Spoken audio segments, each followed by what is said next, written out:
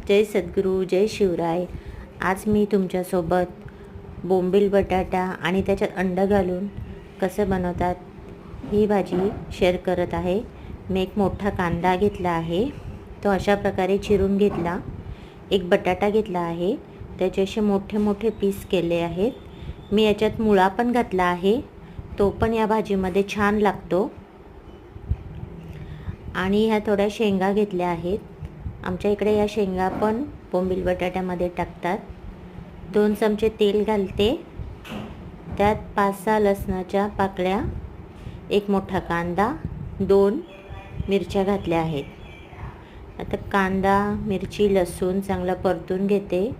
1 चमचा हळद, 4 चमचे घरचा आगरी मसाला घातला आहे। हा घरचा आगरी मसाला आमचा जास्त तिखट नसतो। सुके बोंबील स्वच्छ धुवून आणि जेवढी भाजी मी कापून घेतली आहे ती सर्व टाकून घेतली। आता याच्यात 1 ग्लास मी गरम पाणी टाकलं आहे आणि 1 चमचा मीठ घालते। गरम पाणी अशासाठी घातलं की भाजीला लवकर उकळी येईल। 6 अंडी फोडून घेतली आहेत। भाजीतला बटाटा शिजला की त्यात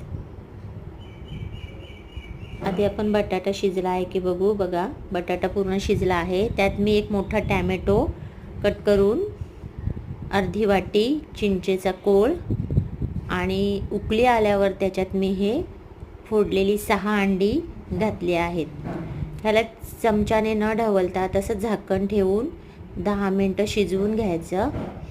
वरून कोथिंबीर घातली आणि आपली झणझणीत अशी बोंबील बटाटा अंडा घालून भाजी तयार आहे। मी बनवली रेसिपी आवडल्यास व्हिडिओला लाईक, शेअर, सबस्क्राईब नक्की करा।